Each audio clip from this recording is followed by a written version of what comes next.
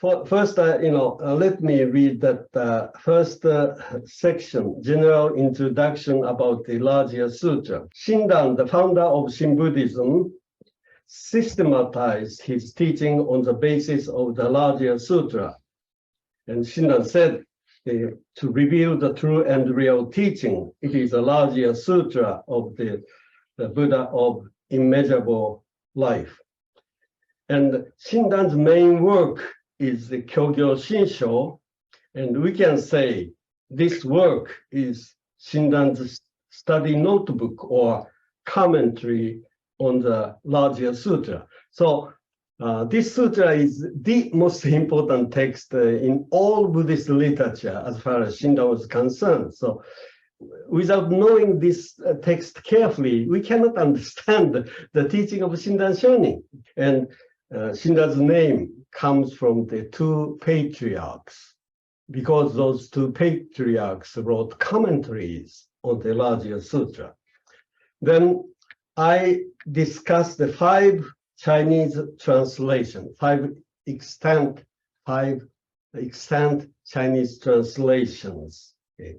And third translation here is the one we are going to read. I discussed the contents of the Larger Sutra that consists of the two volumes. And I drew this picture. Okay, this is the world of deluded people. Okay, this is the world of deluded. All of us get deluded. We are going to the opposite direction. This is the Dharma direction. This is the Dharma direction. Okay, correct direction. And Buddha is the one who embodies Dharma. Okay, Buddha was this way before, but he turned around. Okay, he turned around, and now he goes this way, embodying Dharma. But all of us are still totally upside down and creating world of the samsara, world of suffering. Okay, so Buddhism is nothing but the liberation from the world of suffering. We are seeing from, some of you may not feel life is suffering, but seeing from Buddha's eye, we are totally deluded, going opposite direction, and within this thick cocoon of human wisdom. Okay? This is a Buddha's wisdom. Buddha's wisdom means wisdom. Wisdom means insight into Dharma, okay, becoming one with this. Okay, so the Larger Sutra consists of two volumes. Okay, and the first volume concerns this side, Dharma side. Okay, second volume, this is the first volume, and second volume is a human beings side. Okay, so in Buddhism, okay, there are basically two issues concerning the Dharma. This curing party, and the cured party, okay, the curing or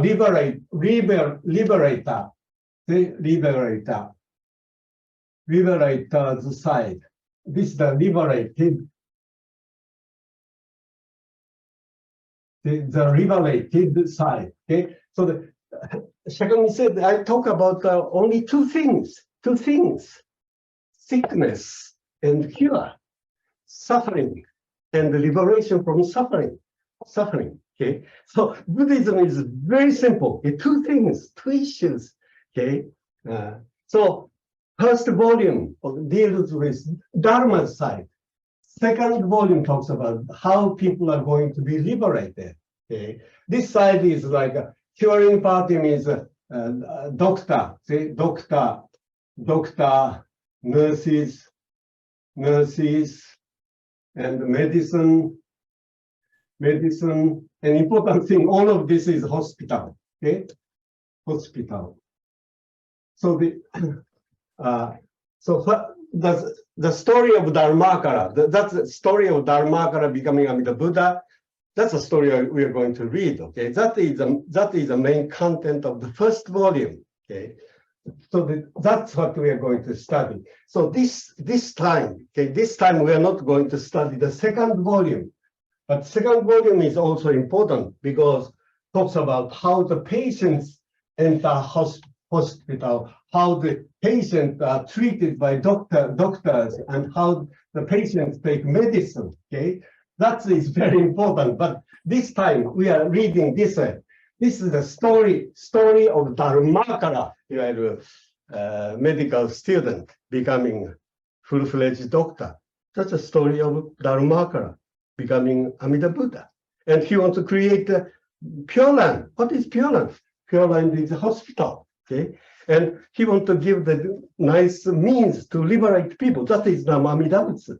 Nama Amida Butsu is a means by which he wants to liberate people, calling voice. Come out of it. See, so that's Amida Butsu is a medicine. See? This is so Amida Buddha, Amida Buddha, Pure Land, nurses are bodhisattvas, and medicine is Nama Amida Butsu. That's what we're going to study. Okay, this side. Okay, this side. So this side is very important.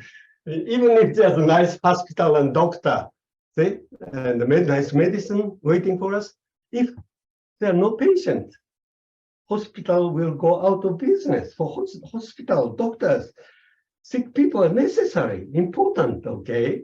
So that we are, but the unfortunate thing about ourselves is that although we are seriously sick, we are not aware of our sickness, okay? That's why Shinran talks about the importance of recognize our sickness. That he talks about later, that initially Shinran thought I'm a healthy person. Then gradually he thought, maybe I'm not so healthy, maybe half sick, half healthy. Then later he thought, I'm really sick, so I have to go to the hospital, I have to take medicine. Okay, that's a spiritual kind of awakening experience that we have to experience. Nobody else can do it for us. That's our own business. Okay, so that's have to take place here, and we come to the place where we are ready to accept this teaching here. See, but this is the main issue in the second volume. Okay, but anyway, it's very important to know the differences that exist in between these two volumes. Okay. I told you that section 3 is probably the most important part of the text. Here, actually, there's an encounter between Ananda. Okay, Ananda was in this type of Buddhism. Okay, initially. There are two types of Buddhism,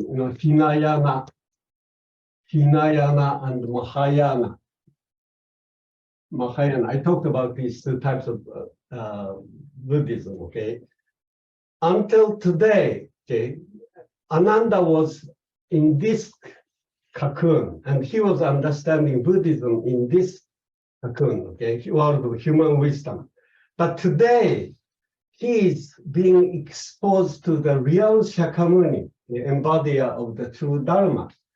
So this was another Shakyamuni yesterday. Okay? Ananda was looking at Shakyamuni this way, but today's Shakyamuni is so different, so powerful. So he is really shaken by this Shakyamuni. Okay, so he says about 12 lines from the top of this section, beginning of section 3. He says, I never seen you look so superb and majestic as today. So Ananda says, oh, never seen you like this. Yesterday's you and today's you are so different. That doesn't mean Shakyamuni changed. The change took place in Ananda. Yesterday's Ananda had this human wisdom, and he was seeing Shakyamuni through his own human wisdom. Now, this shell is being broken, and he started to see Shakyamuni as he was. Scales of his eyes fallen down, and now Ananda is seeing Shakyamuni as he was. Okay, this is then 3 or 4 lines after that. The Buddhas of the past, present, and the future contemplate each other. How can this present Buddha not contemplate the other Buddhas? For what reason does his countenance look so majestic and brilliant? So these 3 lines, okay, these 3 lines are so important. And I told you, this is the theme. This is a question. Okay? This is a question and the theme of this sutra. And later, Shakyamuni is going to answer this question. Okay? So the answer to this question is a story of Dharmakara. He's becoming Amida Buddha. Ananda poses this very important question. Here, Ananda is seeing this Shakyamuni, so powerful, Shakyamuni, okay? Shakyamuni, powerful radiance, powerful light is shaking whole world, okay? And he is shaken by, Ananda is shaken by this light, okay? And really appreciating and having this question, what are you? Who are you? Question. And this question is that the Buddhas of the past, present, future contemplate each other. How can this present Buddha, not present Buddha means Shakyamuni, how can Shakyamuni not contemplate the other Buddhas? For what reason does his countenance look so majestic and brilliant? I want to know, who are you? What do you represent? I want to know why this light radiance is so powerful, shaking me and changing the entire course of my life. Okay, this is the question. Say, who are you? What are you? What do you represent? See, and Shakyamuni praises this good question, and I am going to give answer to you. Then see, this is a story. This is the answer to the question is yes. Yes, see, yes, I'm going to answer your question. And important thing Ananda mentioned is, see, here, Ananda is kind of guessing, you know, oh, Shakyamuni looks so brilliant, so brilliant. There must be reason for this. There must be reason for this. And Ananda thinks, I heard that Buddhas look so brilliant. Buddhas look so brilliant when they are doing Nembutsu. When Buddhas are thinking of all sentient beings as Buddhas, they look so brilliant. And they look so brilliant when he feels that he is thought on by other people as Buddhas. When there is mutual Nembutsu, Buddhas thinking of others as Buddhas, others thinking of Shakyamuni as Buddhas. When there is mutual Nembutsu, this way and this way, okay? Mutual Nembutsu, Buddha looks so brilliant. Jodo Shinshu, we say Namandavana Nembutsu all the time. This is where this Nembutsu comes from. Nembutsu means that the Buddhas are thinking of other people as Buddhas, and they are thinking of you as Buddhas. See? So Ananda is saying, you must be doing Nembutsu. The Nembutsu must be the reason why you are so brilliant today. See? Nembutsu is the reason why you are so powerful today. Isn't that the case? This is a question. This is a question. Question about the nature of the light Shakyamuni has, and Ananda is saying, isn't the Nembutsu the basis of this brilliance, power of this light? See? Question about Nembutsu. And so Shakyamuni says, he doesn't say yes. Yes, he doesn't say yes. But the answer is yes. Okay, suppose Shakyamuni said yes here. Okay, yes, you are right. The essence of my being is Nembutsu. That's the end of the story. No need of no story of Dharmakara. It's not a larger sutra. It's a short, smaller sutra too. You know, it ends here. But Shakyamuni does not say yes. instead of saying yes, he has this story. Once upon a time, Dharmakara had practice and he became an Amida Buddha. See, all kinds of practices, worship, praise, all kinds of practice, and fine. So this is the story. But whole story is explaining Nembutsu is the essence of the Shakyamuni. Shakyamuni wants to say, yes, my background is Nembutsu. See? My background is Amida Buddha. So now I'm going to tell a story. See? This story will tell you that Nembutsu is the basis of my being. Nembutsu is everything. See, it's a power of Nembutsu that is going to liberate you, Ananda.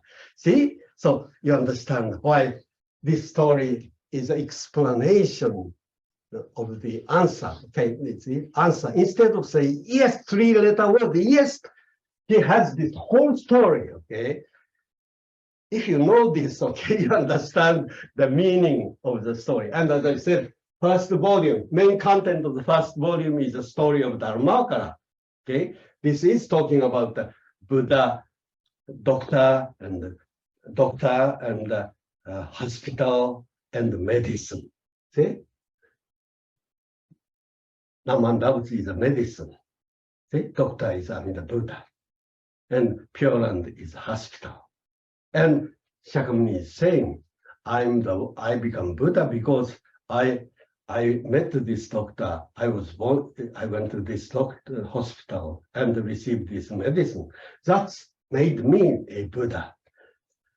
And Ananda, if you think I have this power, the power of light coming out of me, it's something I did not create. This is something I received from my predecessors. The fountainhead of this power is Dharmakara Amida Buddha. See? That's what Shakyamuni is going. I'm just one of the many Buddhas, graduate from this college. See? If you call me a doctor, I'm a graduate from this medical school. That's what see? That's how this first volume is explaining who Shakyamuni is, who is a doctor or the Buddha who that liberates us. They explain this side. Second volume talks about patients being born in Pure Land and they learn to become Buddhas. See, like same way, because they have to be born in the same hospital, or attend the medical school, and see, receive teaching from the Amida Buddha and become doctors, graduate like Shakyamuni Buddha. See, that's what Shinran talks about. There's in Kyogyo Shinsho. Okay, that's I think is good enough for review. Okay, yesterday's Shakyamuni and today's Shakyamuni are so different, Ananda says. Yesterday Shakyamuni was a teacher, preacher. Today's Shakyamuni is a seeker and learner, student. Today's Shakyamuni, yesterday's Shakyamuni was a respected person, worshipped person. See? And people are worshipping and respecting. But today's Shakyamuni is a worshipping person, respecting person. Okay. Yesterday Shakyamuni was like high peak. Ananda was just looking at the high peak, just adoring him. Okay? But he couldn't identify with this such a high peak. So much unbridgeable gap between these. See? Deep respect for that because he cannot bridge this gap. That was the Shakyamuni, far away from Ananda. But today Shakyamuni is totally standing on the same ground, embracing him. See? Shakyamuni is worshipping Ananda. Ananda is the future Buddha. Okay, so Shakyamuni is worshipping Ananda as a future Buddha. See, Ananda is participating in this. He is shaken and he is encompassed in this Buddha's world of Buddha's mutual thing. Okay? Buddha is worshipping Ananda as Buddha, and Ananda is worshipping Shakyamuni as a Buddha. This is the world of Buddha, Nembutsu, world of Nembutsu. See? So today's Shakyamuni is the Mahayana Shakyamuni. This is the Shakyamuni is the Hinayana Shakyamuni. So much gap between. They cannot identify. So far away. So divine or whatever. See? But Mahayana Shakyamuni is like friends. See? Totally identify himself. We can see the same spirit in Shinran because Shinran talks the same Nembutsu. Shinran says, I'm not a teacher. I don't have any disciples. I'm a student. All of us are students. See? So he says fellow learners, fellow practitioners. He never called people my disciples or something like that. That kind of thing. Later, Shinran has these words, but all come from this. See? And important thing is Shinran identified himself with Ananda, and he identified Shakyamuni as Honen. So this meeting, this dialogue between these student and teacher, for Shinran, it is not the other people's business. This is exactly what happened to Shinran personally. Okay, that's why Shinran considered this introduction so important. Okay, because Shinran had the same question. Honen, who are you? What is the power of Nembutsu you embodies? See? Tremendous power is shaking me. Honen, you have this radiance, light, coming out of you, shakes me, and it changes the entire course of my life. What is this? Please explain to me. That is the question Shinran himself had. Okay? So it's not a doctrinal issue, theoretical issue for Shinran. See? Ananda was Shinran. Shakyamuni was Honen. Shinran had exactly the same experience. That's why he quoted this one-page section. In the first volume of Kyogyo Shinsho. First volume of Kyogyo Shinsho is entitled Volume of Teaching. This volume of teaching consists only 2 or 3 pages. Only thing Shinran discusses or quotes in this first volume of Kyogyo Shinsho, volume of teaching, is this introduction, 1-page section. He quotes three texts, so it amounts to the 2 pages. But this is the only thing he quotes in the volume entitled Teaching. Teaching means this meeting with a teacher. See, being overwhelmed by. See, to that extent, this introduction is so important. I've been telling you this introduction is the most important part of the larger sutra. It's not my personal opinion. Shinran Shonin considered so. And look at the first volume of Kyogyo Shinsho, okay? Second, third, fourth volumes have dozens of pages. But first volume of Kyogyo Shinsho, volume of teaching, only 2 or 3 pages. He has this dialogue between Ananda and Shakyamuni. That's all he has here. What does it mean? See? Apart from this teacher-student relationship, something that happening in between these two people, individuals, no Buddhism. See? First volume of teaching means Buddhism. See? If you don't have actual experience of having a teacher, meeting a teacher, being shaken by his spiritual power, if you don't have that, there's no Buddhism. That's what Shinran would say. Okay? Shinran would say, Shinjin is the most important thing in Buddhism. What is Shinjin? This is Shinjin.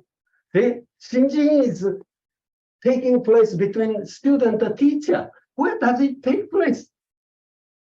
Do you think Shinjin would take place after we die in the Pure Land? Shinjin would take place, in your personal experiences? No. Shinjin takes place between student and teacher. It's a kind of spiritual communion. See? You are being overwhelmed by the power of the teacher's power of wisdom shakes you, and new awareness coming out of it. That is Shinjin. Okay, so this introduction. Okay, please read the first volume of Kyogyo Shinsho, only 2 or 3 pages.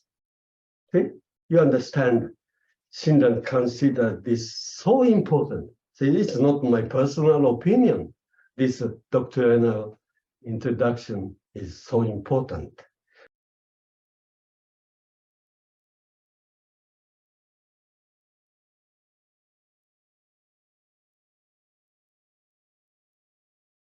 In answering Ananda's question, Shakyamuni tells Ananda the story of Dharmakara about his becoming Amida Buddha, in which Shakyamuni explained what is the nature of the Buddha's power or the teacher's power that moves a student and changes his life. Next, I can define the Amida Buddha as a fictional character. Okay, this is the most fundamental question, and I want you, if you're interested in knowing more about the meaning of Amida, please read this my book Dharma Breeze. Okay, I discussed this issue more than 10 pages in that book. See, so but. If I summarize the definition of Amida, Amida is not a god, okay, not like a divine savior, okay. It's a symbol, okay, like Hamlet or Faust, okay. It's a personal symbol, okay, nothing to do with the divine savior. And if it's it's not the divine savior, you may think it's a Amida Buddha is a historical person. No, fictional character is not a historical person. Okay, like Hamlet or Faust. Third point here I want to emphasize is outline of Dharmakara's practices. Vasubandhu is a second patriarch. Okay, second patriarch. One of Shinran's two character name come from Vasubandhu, Tenjin or Sesshin. Shin comes from. So Vasubandhu wrote his commentary on the larger sutra, the Pure Land Treatise. And Vasubandhu, second patriarch, discussed the 5 practices with which Buddhist practitioners seek to attain birth in the Pure Land. Okay. So the second patriarch calls the 5 practices the 5 gates of mindfulness that consist of worship, praise, vow-making, meditation or contemplation, and merit transference. These are 5 practices. Okay, so the Vasubandhu talks about these 5 practices, and he says the regular practitioners, practitioner like himself, practice these 5 practices, then they are born in Pure Land. That's how he discusses these 5 practices. But when Shinran read this Vasubandhu's writing, Pure Land Treatise, and Shinran read these 5 practices, Shinran did not think these are the 5 practices Shinran regular practitioner should practice. Shinran uniquely considered that these 5 practices are actually the practices performed by Dharmakara. See, this is a new interpretation Shinran brought up. Okay, so Shinran considered these 5 practices are practices Dharmakara performed. Okay, now let us finally get us into the story of Dharmakara. Okay, story of Dharmakara. So first, I want you to look at section 4. Okay, section 4. After the introduction, we have section 4. Okay, the section 4 is the beginning of the story. Okay, now we are getting into this answer. Okay, Dharmakara. Shakyamuni said, "Oh, Ananda, you asked a very good question. Now I'm going to answer your question." The implication is I'm going to answer your question with the story of Dharmakara. So section 4. The Buddha said to Ananda, "In the distant past, innumerable, incalculable, and inconceivable kalpas ago." What does this mean? In modern fiction, fictional stories, it means once upon a time. Okay, modern expression is easy to understand, but ancient Indians like this complicated way of saying once upon a time. Okay, and instead of saying once upon a time, in the distant past innumerable, incalculable, and inconceivable kalpas ago. Yeah, but it simply means once upon a time. It's important to know that there are many Buddhas. There was a tradition before Lokeshvara Raja or Amida Buddha. Okay, Buddha doesn't like pop out, like spontaneously, all of a sudden. Okay, there has to be background traditions. Okay, that's what I think this text is telling us. Okay, there are many Buddhas before the appearance of Buddha Lokeshvara, 54th Buddha, and Amida Buddha. Dharmakara becomes the 55th Buddha. Okay, and among the 53 Buddhas of the past, many of them have the names that contain the words such as light, brilliance, and lamp, the sun or moon. These words are frequently used in these 53 names. Okay, this foreshadows the fact that one of the most important concepts taught in this sutra, larger sutra, is light. They already, this symbolism, light symbolizes wisdom. Okay, light is probably the most important symbolism in this sutra. See, because Ananda is again, what is this radiance, light? That is, what is the power of this light that's shaking me? See how brilliant your face is. See? So throughout this story, light, the words light comes up so often. This is very important in Shinran's teaching too. Light, see, Amida Buddha is a Buddha of limitless light. Light, see, Pure Land is a land of immeasurable light. Okay, light is the most important symbolism in Shinran's teaching. Okay, but anyway, now let's go to the next one. Okay, next section, Dharmakara's meeting with the teacher, Buddha by the name of Lokeshvara Raja. Okay, so story goes like this. Okay, one day a king meets a Buddha by the name of Lokeshvara Raja and listens to him. The king rejoices in what he has heard, and he decides to become a seeker of enlightenment. He decides to become a bodhisattva. Okay, and so that's how the story begins. Okay, that's section 5. I kind of summarized the early part of section 5. Okay, and here one thing I like to explain is that this name of Lokeshvara Raja, I spell, okay, this Loka Ishvara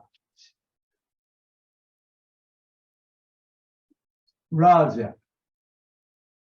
If this is combined, this becomes Loke, see, in Sanskrit, these grammatical rules. But this original was Loka Ishvara Raja. This is the king, Raja is the king. Of course, it's not secular king, it's a spirit king in the spiritual world, spiritual king. Okay, king. Ishvara is freedom. Loka is this world of suffering.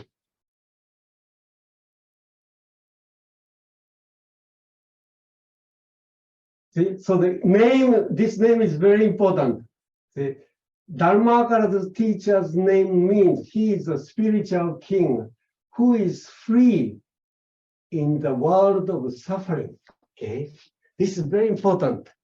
See, this is not the Buddha who is removed from the reality of suffering. Okay? He is in the midst of human suffering. See, and important symbolism of Mahayana Buddhism, okay, is that beautiful lotus blossom growing in the midst of muddy water. See, muddy water. And Mahayana Sutras tell us beautiful lotus blossom does not grow in pure water. Okay? Only out of the muddy water does a beautiful blossom of the lotus flower comes out. See, the same idea. See, Mahayana Buddha is not running away from the reality of, he is working in the midst of human suffering. See, so Dharmakara means this kind of teacher. And later he says, I want to become a Buddha exactly like you. See? So this is very important, okay? Name means something, contains some kind of important meanings. Okay, okay, so he meets Dharmakara meets with a teacher and being shaken. And now he starts practices. And here, the 5 practices begin, okay? 5 practices of mindfulness, okay? First one is called the practice of worship, okay? So Sutra says, okay, he went to see Tathagata Lokeshvara Raja, knelt down at his feet, walked round him 3 times, keeping him always on his right, prostrated himself on the ground, and putting his palms together in worship. See, this is the first practice Dharmakara have. Okay. Then second practice called the praise. This is Tambutsuge. Okay, sounds familiar? Do you know about Tambutsuge? What is Tambutsuge? This is the most commonly, sutra chanted in Higashi temples. Okay. In Nishi temples, they chant Juseigen more often than Tambutsuge. Okay. But Juseigen or Sanseigen. But in Higashi, people chant this Tambutsuge all the time. See? Kogen, Gigi, Ijin, Mugoku, sounds familiar? Okay? This sutra we chant is part of a larger sutra that appears here. You see? In the section of praise. See? Tambutsuge. What does Tambutsuge means? This means verses in praise of a Buddha. See? Tambutsuge means verses in praise of a Buddha. By the way, Nishi Honpa people call this text Sambutsuge. And the Tambutsuge, okay, this consists of 10 verses, okay? If you look at section 5, okay, of this text, you have this Tambutsuge, 10 verses. And these 10 verses can be divided into two sections. Okay? First section is verse 1, 2, 3, and half of the verse 4, and the remaining 5 and 4 lines. That's the second section. You can divide this Tambutsuge into 2 sections. Then what are the differences? Okay, and here I spelled out in the bottom page. Okay, first half of the Tambutsuge talks about this Dharmakara's praise of his teacher. He praises teacher, see, brilliance of teachers, physical features, and the beauty of the speech action, beauty, wonder of the spiritual contents. He praises the teacher in these 4 verses and 4 lines. Okay. Then after that, Dharmakara describes the content of his aspiration to attain Buddhahood and create the Pure Land. So the first half of Tambutsuge is Dharmakara's praise of his teacher. So actually, that's the title of these verses in praise of a Buddha. But the second half has nothing to do with this praise. In the second half of Tambutsuge, he just expresses his aspiration to become a Buddha. He expresses his aspiration to create the Pure Land, and he expresses his desire to liberate all humanity. And he asks his teachers to become his witnesses. See? And he concludes with Tambutsuge with his strong determination that he won't mind. He will not mind even if he go to hell, and but he will work hard, diligently in the hellish place. See? where he likes to liberate all humanity, suffering people. That's the end of this Tambutsuge. Please understand the meaning of Tambutsuge. Okay, you chant this Kogen Gigi Jimu Gakunyo. See, just chanting. You don't know what are you chanting. That's beautiful verses and powerful verses. And okay, we can see what kind of person Dharmakara is by reading this. Okay. This is the content of Amida Buddhahood. Okay, Dharmakara becomes the Amida Buddha. Dharmakara is praising his teacher. Okay, the Dharmakara's praise of Lokeshvara Raja Buddha. Okay, that's the content of this. Tambutsuge. Okay, and here Danlan wrote commentary on the Pure Land Treatise. Okay, so the Danlan's writing, Third Patriarch's writing, is the commentary on the commentary of the larger sutra.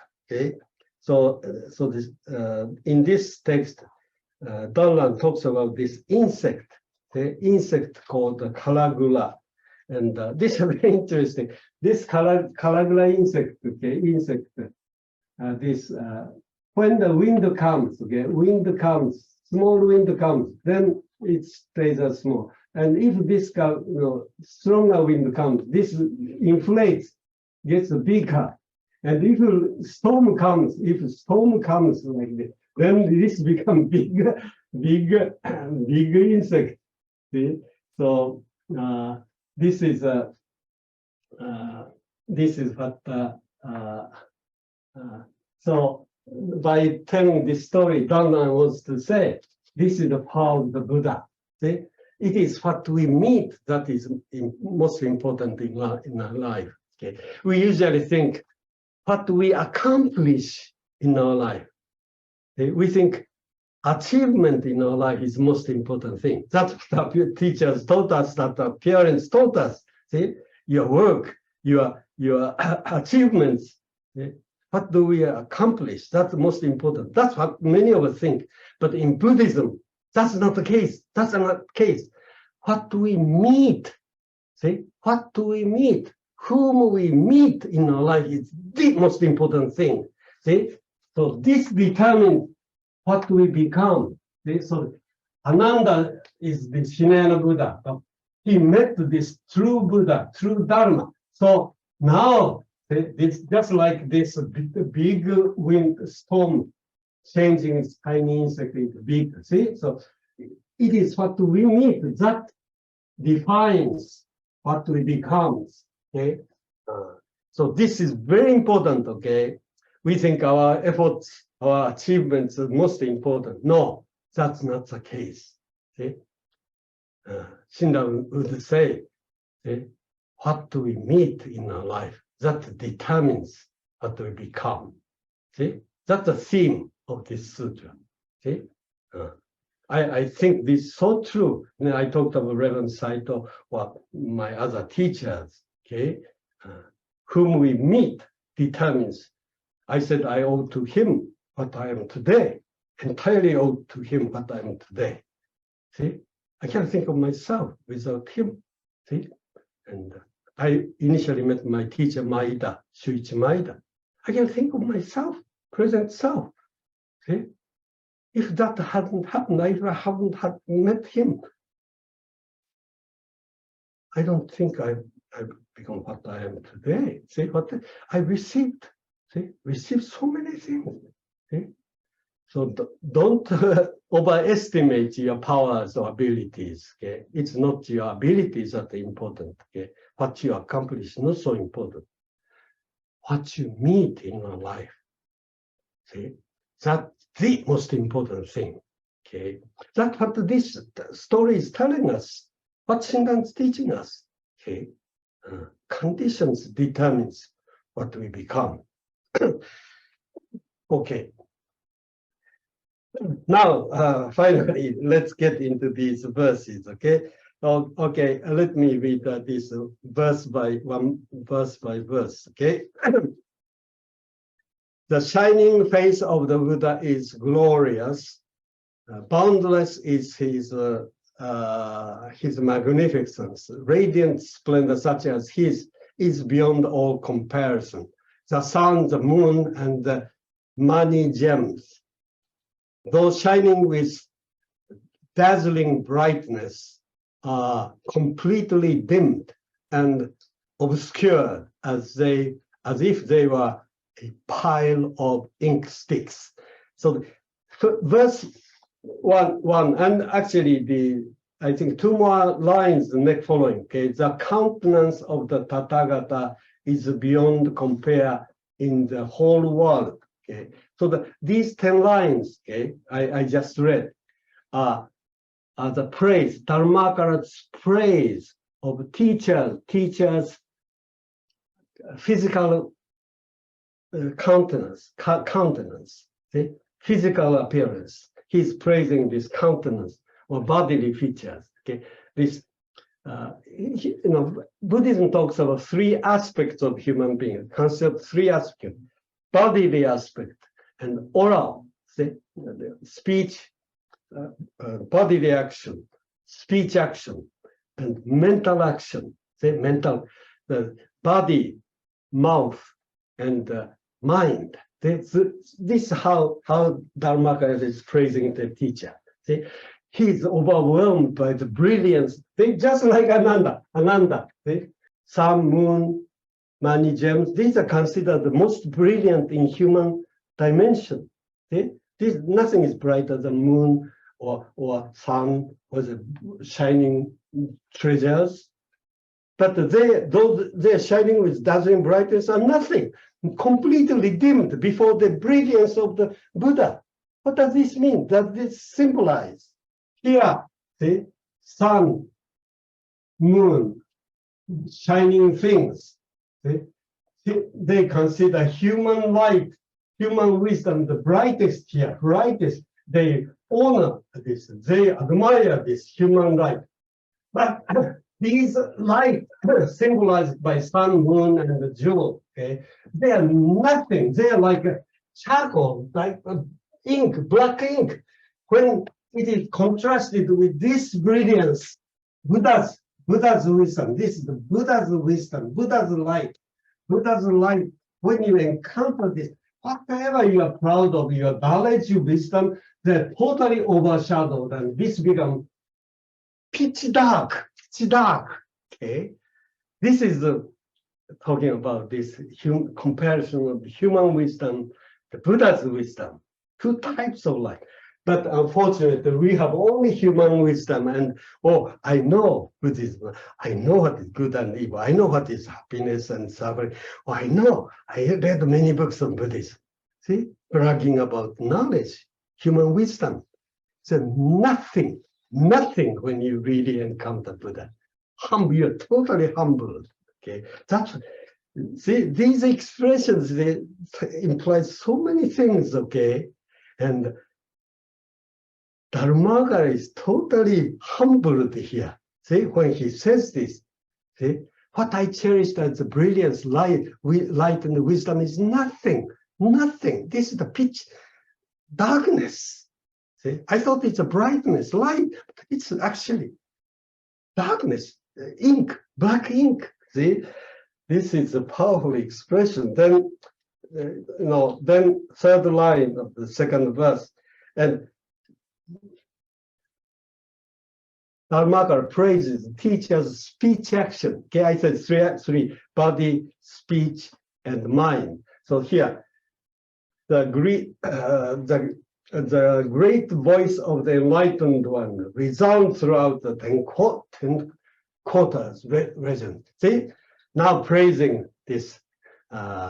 This is very important. Okay, without words spoken by the Buddha, we cannot really understand what the wisdom means or what the Buddhahood means. Okay, then further, the Dharmakara praises. Now, see, gradually physical appearance praise, then speech action, then now Dharmakara getting deeper into the mind. What's there in teacher's mind?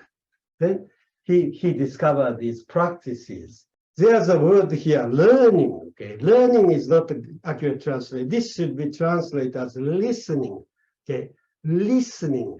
Okay, discipline, listening, and endeavor. Endeavor means a continuous seeking, a continuous seeking.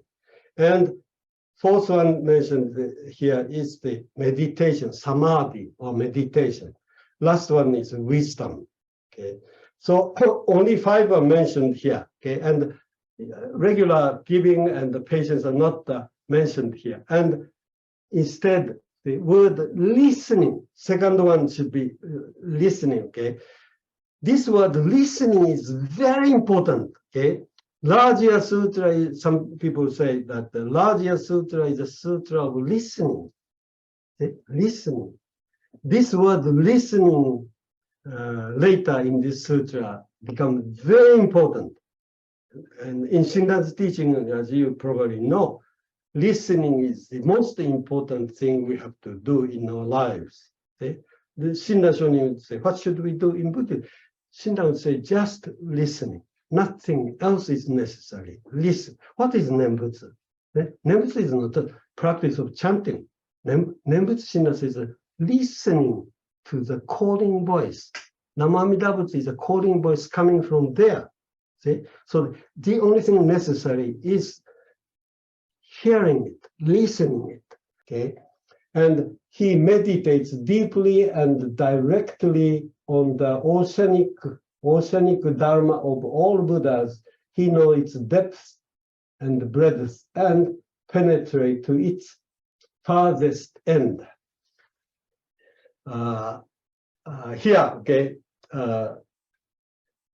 if you know Chinese character here, see, this Buddha, you have the word Buddha, okay, see, Buddha, on the oceanic dharma of all Buddhas, okay, Buddhas, this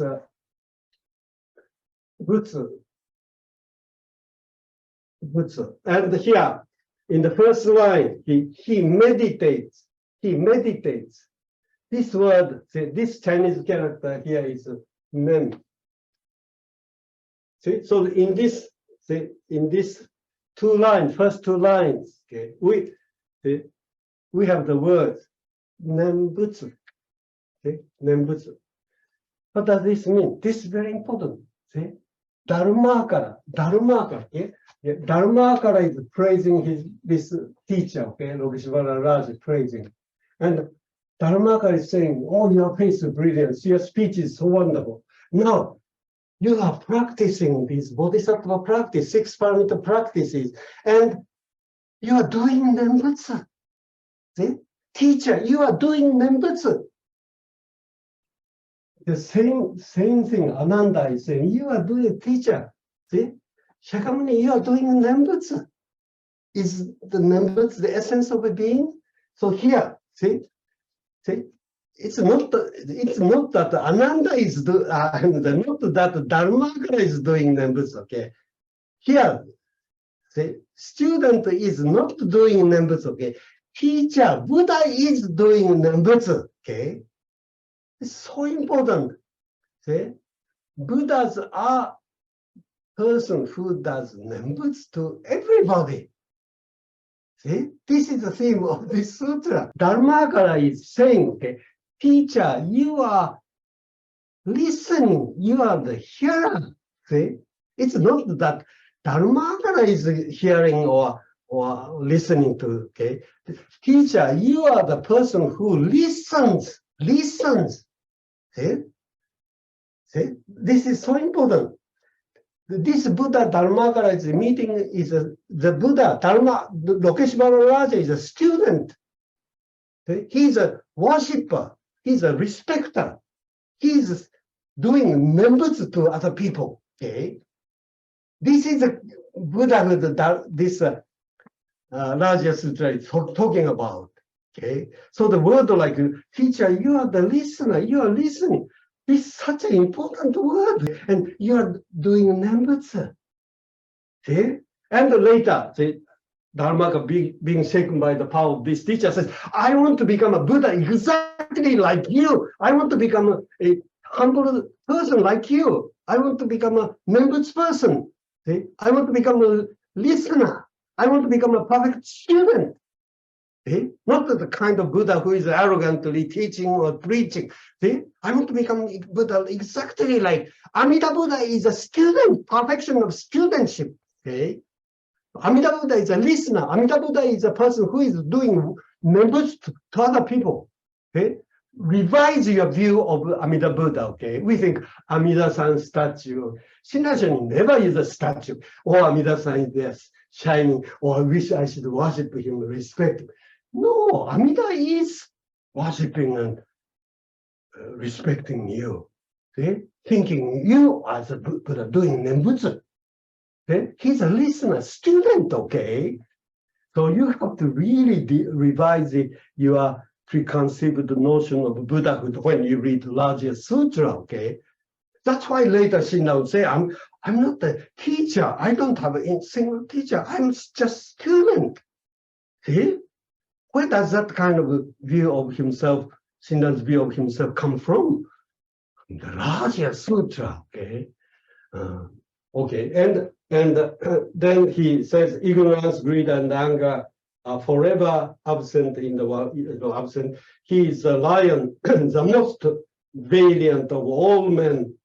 His glorious virtue is unlimited.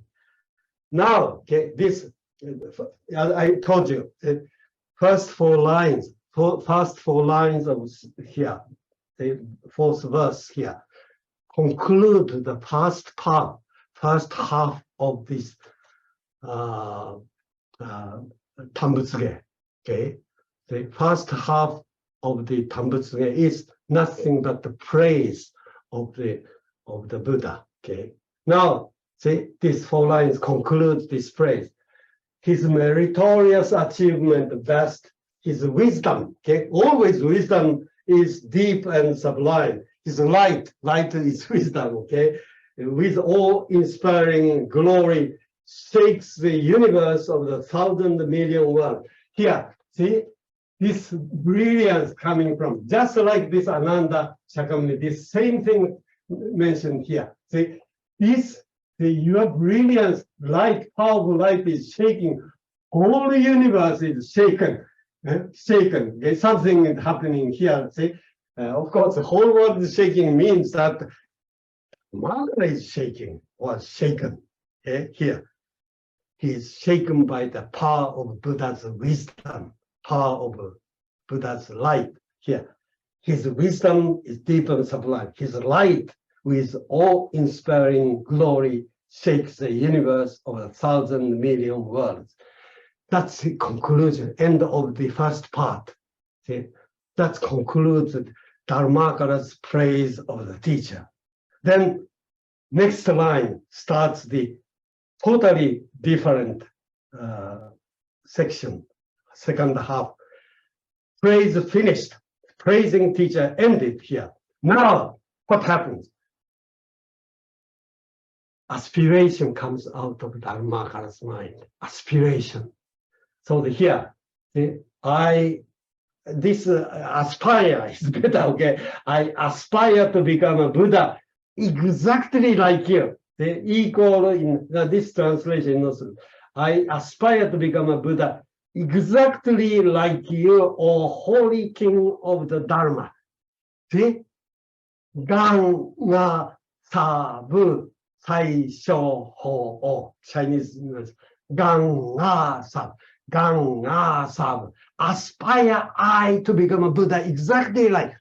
First word, gan ga. Gan appears here. Gan is this.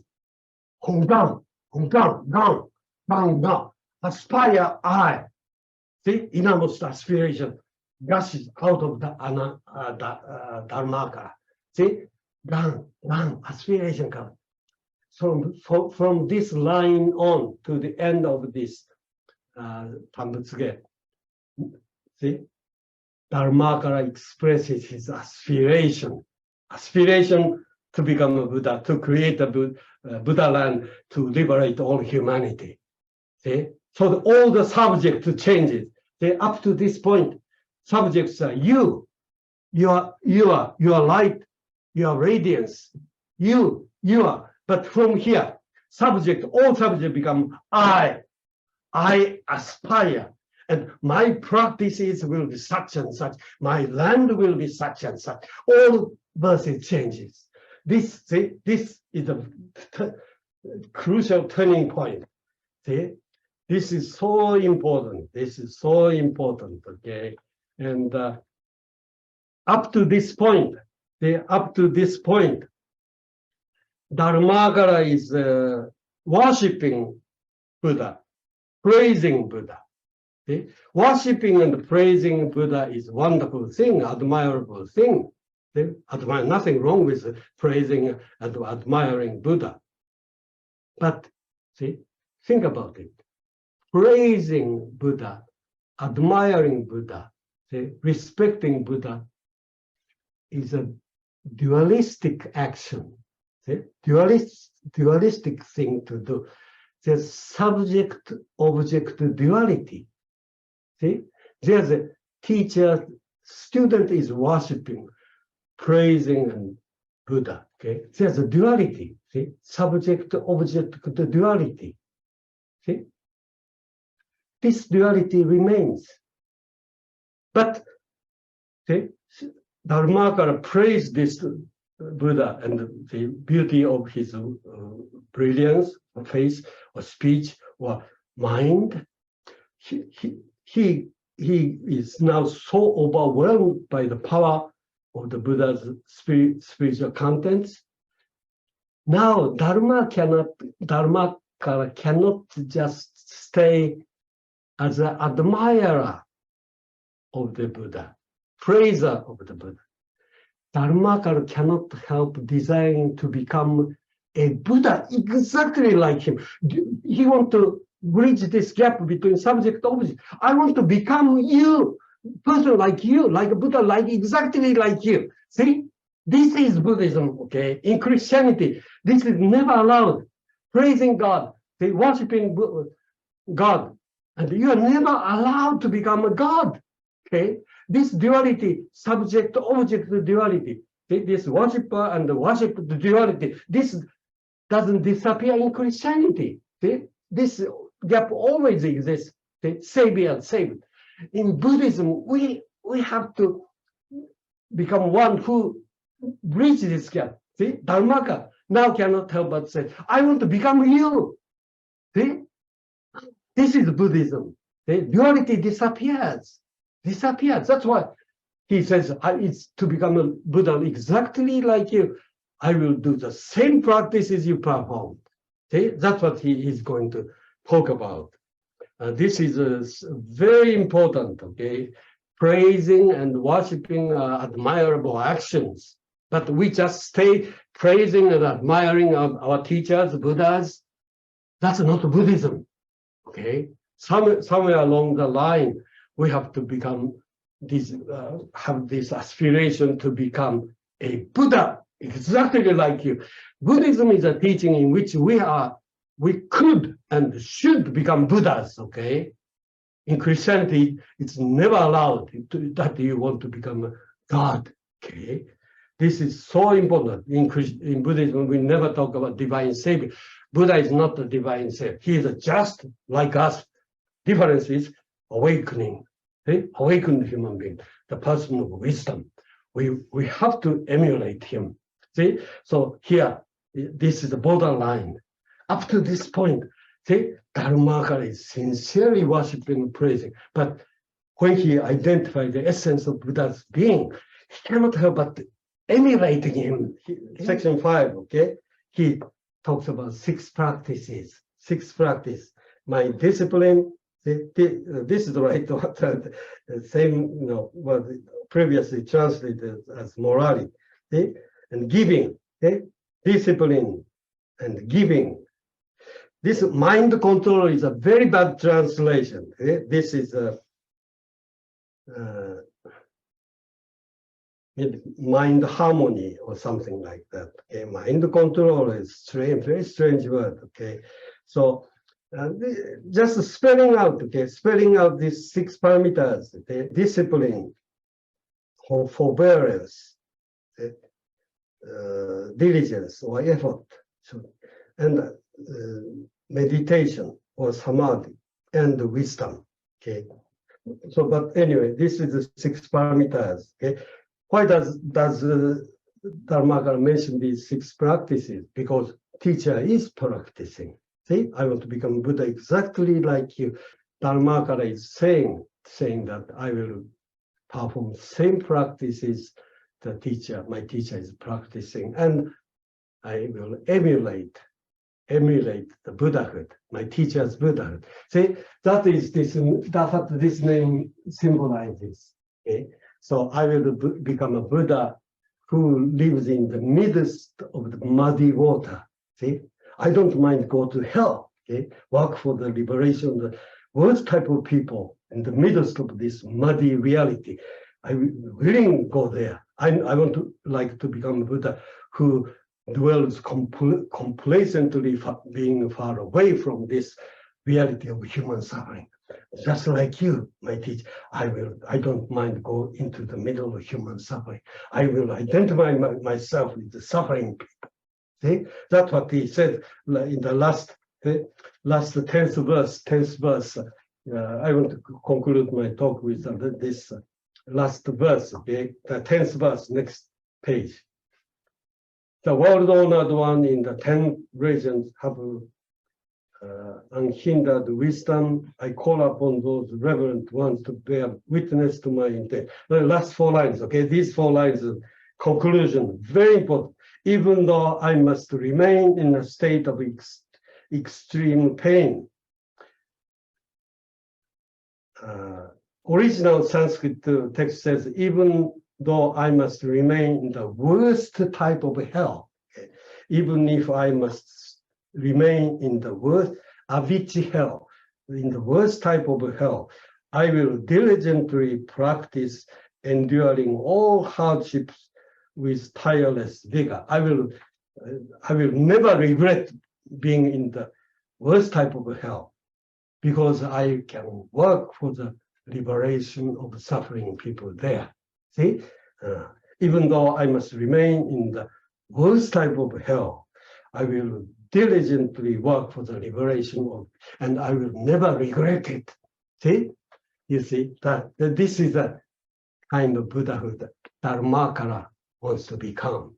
See, I will identify myself with the suffering of humanity, white friend. See, Amida Buddha is always working in the midst of the people.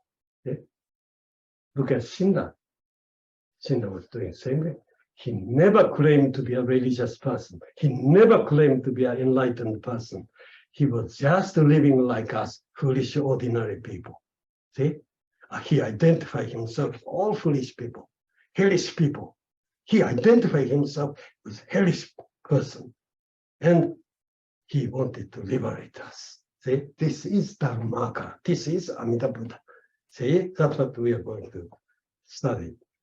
Okay, that's all for today. And okay, let me conclude my portion, my part of lecture part. Okay, Namandavutsu. Namandavutsu. Namandavutsu. Namandavutsu. Namandavutsu. That's the end of my lecture. So maybe time for question.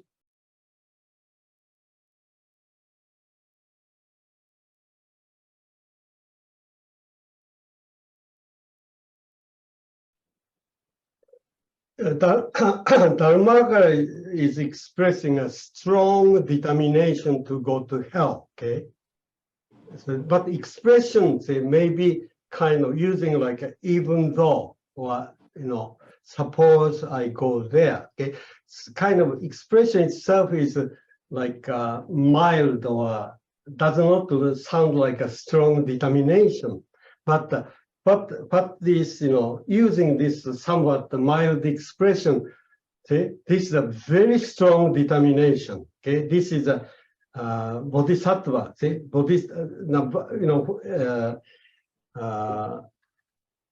if we know the larger context, okay, what is Mahayana Bodhisattva? Okay, what is a Bodhisattva? This is a Bodhisattva that determined to go to the worst type of place. okay, he prefers to go to the worst type of place. That's the place where I can really learn the Dharma. See, because he's the embodiment of compassion.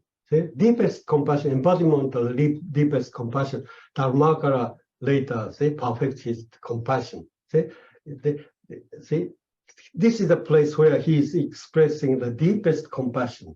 See, it's natural that the bodhisattva, the Mahayana bodhisattva, is determined to go to the worst type of hell. He prefers going to those places. Okay, so this is a kind of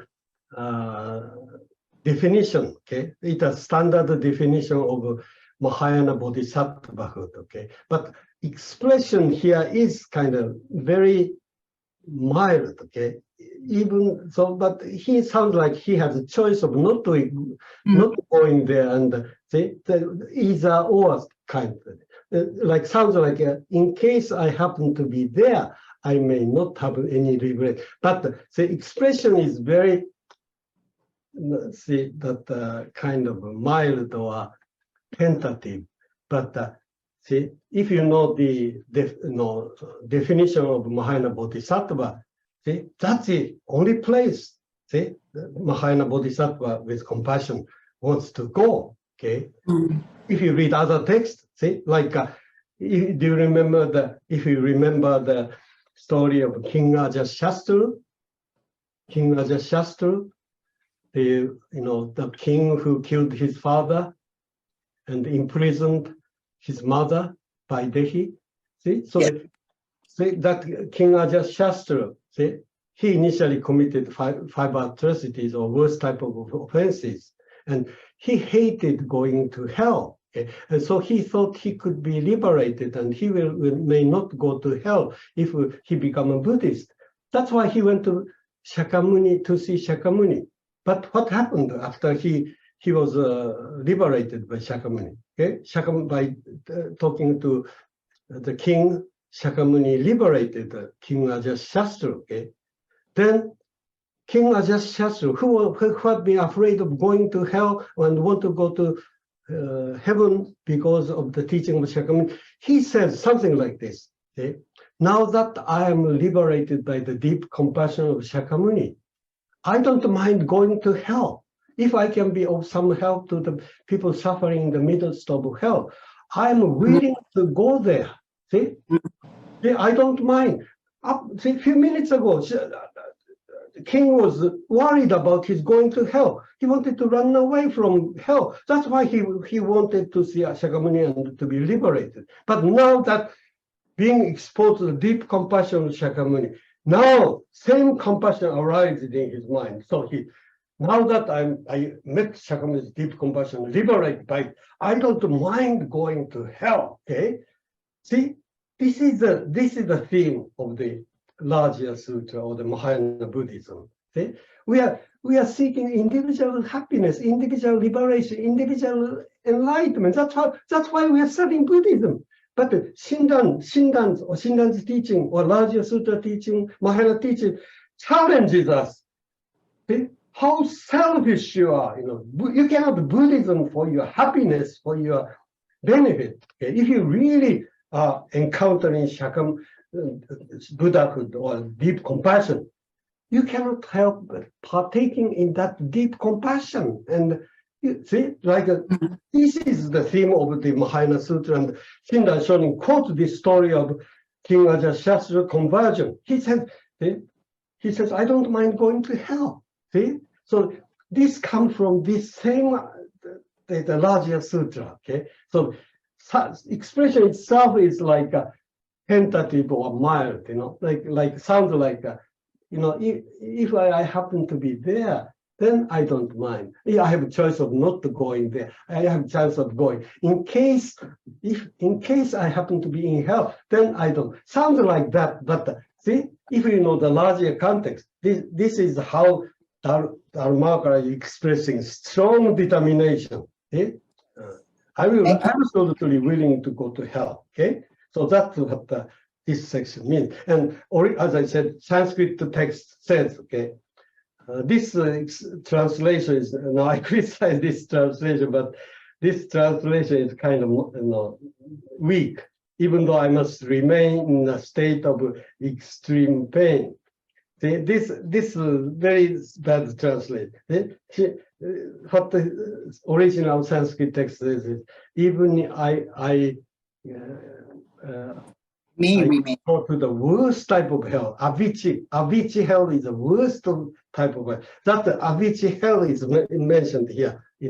So if we translate this, for following the original Sanskrit text, it's a very weak translation. See, if I have to go to if I stay in the worst type of hell, I will never regret it, because that's a place I want to go. See, that's a place I want to go. Thank you. Come. はい、ありがとうございました。Thank you very much. So I guess we have to end today's lecture.